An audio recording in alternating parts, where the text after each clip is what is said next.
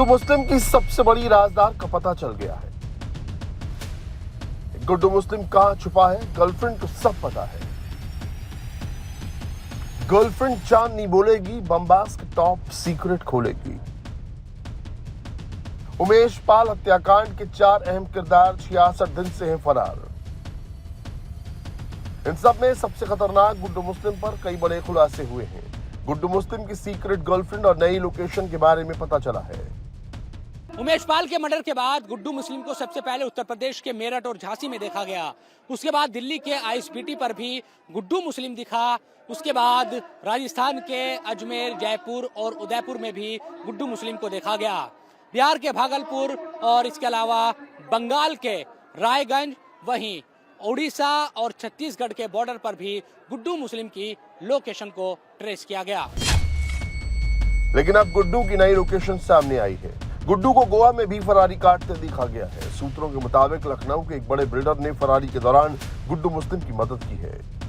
गुड्डू मुस्लिम को एक साथ यूपी एसटीएफ, यूपी पुलिस और दिल्ली पुलिस की स्पेशल सेल की टीम खोज रही है। गुड्डू को आर्म्स एक्ट में स्पेशल सेल ने 24 अप्रैल को नोटिस दिया था।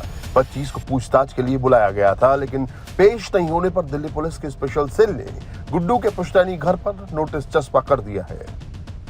गुड्डू को पकड़ने के लिए एसटीएफ ताबड़तोड़ रेड कर रही है। इस बीच उसका कच्चा चिट्ठा सबके सामने आता जा रहा है।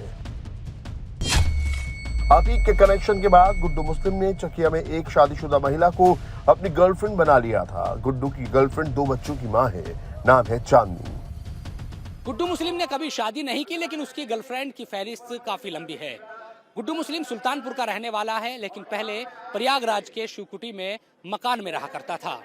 हालांकि बाद में अतीक अहमद के संपर्क में आया और चकिया में ही रहने वाले अब्दुल रहमान उर्फ बबली की बीवी चांदनी के साथ उसका अफेयर हो गया।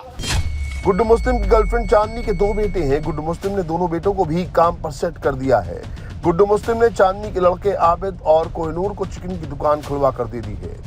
गुड्डू मुस्लिम को पकड़ने के लिए यूपी एसटीएफ की टीम देश के अलग अलग राज्यों में एक्टिव है। वहीं उमेश पाल हत्याकांड की मास्टरमाइंड शाइस्ता भी अब तक पुलिस की गिरफ्त से बाहर है।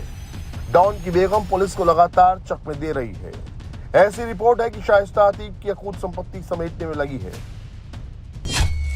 जांच में पता चला है कि अतीक की संपत्ति 2500 करोड़ से भी ज्यादा है, जिसमें महज 30% प्रॉपर्टी ही अतीक के परिवार के नाम है, जबकि 70% संपत्ति पर उसके गुर्गों और करीबियों का कब्जा है। और अब अतीक की मौत के बाद उसके गुर्गे उसकी प्रॉपर्टी हड़पने के चक्कर में है। अतीक के घर, ससुराल और ऑफिस से मिले दस्तावेजों से उसकी संपत्ति को लेकर चौंकाने वाला खुलासा हुआ है। जांच में सामने आया है कि अतीक ने अपनी गुंडागर्दी के दम पर कब्जाई जमीन और मकान की रजिस्ट्री अपने खास नौकरों और गुर्गों के नाम पर की हुई थी। इसके अलावा जो लोग उससे जेल में मिलने आते थे, उनके नाम पर भी अतीक की बेनामी संपत्ति का पता चला है। अतीक और उसका गैंग सिर्फ किसानों और कमजोर लोगों की जमीन नहीं हड़पता था, बल्कि वो वक्फ की जमीन पर भी कब्जा कर लेता था। जांच में ऐसी कई वक्फ संपत्तियों का पता चला है जिस पर अतीक अहमद का कब्जा रहा है। इन संपत्तियों पर अतीक अहमद के परिवार वाले या फिर उसके गैंग के गुर्गों का कब्जा रहा है। अतीक के जेल जाने के बाद शाइस्ता परवीन और गुड्डू मुस्लिम जमीन कब्जे के इस रैकेट को चला रहे थे। शाइस्ता को अतीक की एक बेनामी संपत्ति की डिटेल पता है। यही वजह है कि वो कानून के हत्थे चढ़ने से पहले इन सभी प्रॉपर्टी को अपने कब्जे में लेना चाहती है। लेकिन सवाल यह है कि क्या अतीक के गुर्गे इतनी आसानी से करोड़ों की प्रॉपर्टी शाइस्ता के हवाले कर देंगे? क्या अतीक की अकूत संपत्ति पर कब्जे के लिए उसके गुर्गों के बीच गैंगवॉर की नौबत आएगी? अतीक और अशरफ की मौत के बाद शाइस्ता कैसे गुर्गों के चंगुल से करोड़ों की प्रॉपर्टी छुड़ाएगी? इस काम में कौन उसकी मदद करेगा? ये प्रयागराज से 15 किलोमीटर दूर फटावा गांव। इस गांव में ज्यादातर गद्दी समुदाय के लोग रहते हैं। पुलिस को इनपुट मिला है कि शाइस्ता का सबसे मेन हाइड आउट यही गांव है। इसी गांव में अशरफ का ससुराल भी है। पुलिस लगातार हटवा गांव में दबिश दे रही है। अशरफ के रिश्तेदार के घर को बुलडोजर से ढाया जा चुका है, लेकिन गांव के किस घर में शाइस्ता दुबकी है, अब तक इसका पता नहीं चला है। हम इस वक्त प्रयागराज से तकरीबन 15 किलोमीटर दूर हटवा गांव में मौजूद है। ये गांव गद्दी बिरादरी का गांव है और अशरफ का ससुराल भी। कुछ दिनों पहले यहाँ से खबर आई थी कि शाइस्ता और दूसरे जो लोग हैं वो छिपे हुए हैं यहाँ पर, और भारी तादाद में पुलिस ने यहाँ पर छापेमारी की थी। एसटीएफ के जो सोर्सेज है वो ये बता रहे हैं कि उस वक्त शाइस्ता और आयशा नूरी के होने की यहाँ पर खबर मिली थी और उसी दौरान ये जानकारी, चूंकि पुख्ता जानकारी थी और बड़ी तादाद में यहाँ पर सर्च ऑपरेशन चलाया गया था और उस वक्त यहाँ महिलाओं को ऐलान के जरिए इकट्ठा किया गया। ये तमाम जो बातें हैं वो सामने आई और ये जो घर है टूटा हुआ, ये अशरफ के, क्योंकि यहाँ पर ससुराल है, अशरफ के रिश्तेदार का घर था। कुछ महीने पहले इसको सरकार की तरफ से तुड़वा दिया गया था। कई तरह के आरोप इन रिश्तेदारों पर लगते रहे हैं। माना जाता रहा है कि गद्दी बिरादरी के जितने भी गांव प्रयागराज के आसपास के इलाकों में हैं, वहीं पर तमाम लोग छिपे हो सकते हैं। 4 दिन पहले इसी हटावा गांव में शाइस्ता पुलिस के हत्थे आते आते रह गई थी। पुलिस और एसटीएफ ने उसे गांव के एक घर में घेर लिया था, लेकिन बुरका गैंग ने रास्ता रोक दिया। आरोप है कि मस्जिद से भी पुलिस के आने का अनाउंसमेंट किया गया, जिससे शाइस्ता को भागने का वक्त मिल गया। पुलिस के छापा मारने से पहले ही शाइस्ता यहां से फरार हो गई। हालांकि अभी भी शिद्दत के साथ जो एसटीएफ और पुलिस है वो तलाश कर रही है शाइस्ता की, और कुल मिलाकर कहा जा सकता है कि जो लोग हैं, जो हिमायती है या पूरा जो नेटवर्क है शाइस्ता का, उसी की बदौलत कहीं ना कहीं शाइस्ता अब तक बची हुई है और ना एसटीएफ ना ही पुलिस उसको ढूंढने में कामयाब हो पाई है। हालांकि ये कब तक रहेगा और कितने दिनों तक शाइस्ता बची रहेगी ये तो देखना होगा, लेकिन शिद्दत के साथ एसटीएफ और पुलिस तलाश कर रही है शाइस्ता की। लेकिन एसटीएफ के जो सोर्सेज है वो ये बता रहे हैं कि 4 दिन पहले जब छापेमारी यहाँ पर हुई थी इसी हटवा गांव में, तो यहाँ से शाइस्ता बच निकली।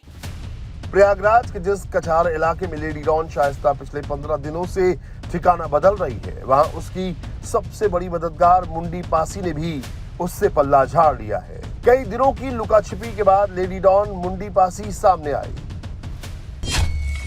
मुंडी पासी ने दावा किया कि वो शाइस्ता की मददगार नहीं बल्कि उसकी कट्टर दुश्मन है। उसका शाइस्ता से कोई लेना देना नहीं है। अतीक ने उसके 4 भाइयों का मर्डर करवाया है। आपके ऊपर आरोप है फर्जी लगाया जा, हमारी दुश्मनी है सर, दुश्मनी से मुझे फंसाया जा रहा। शाइस्ता परवीन से मेरा कोई लेन देन नहीं। आखिरी बार शाइस्ता से कब मिली थी? 4 भाई मारे गए, 4 भाई मेरे मारे गए, मेरे माँ बाप मर गए, भाई भी मर गए, मेरी भौजाई भी मर गई। चुनाव के पीरियड मरिया गिल धोखे से बुलाई शाइस्ता परवीन, ये महिलाओं की थी। वो कहीं मुंडी चलना है, हम जब वहाँ देखे कि चुनाव के पीरियड है हम भाग आए। शाइस्ता कैसी औरत थी? गोरी से है, तगड़ी से। कैसा नेचर था उसका? हम आधे घंटे में क्या बता पाएंगे। कह रही है कि भाई मारे गए, शाइस्ता परवीन या अतीक अहमद ने मरवाई? नहीं, मेरे भाई मारे गए हैं। किसने मरवाया? मूलचंद पासी के पता कर लीजिएगा, अतीक अहमद मरवाए हैं। कौन मरवाए? अतीक अहमद, हाँ, लहास भी नहीं मिली। मूलचंद पासी की लहास भी नहीं मिली, तब विधायक थे। किसने मरवाया था? मूलचंद पासी को, अतीक अहमद।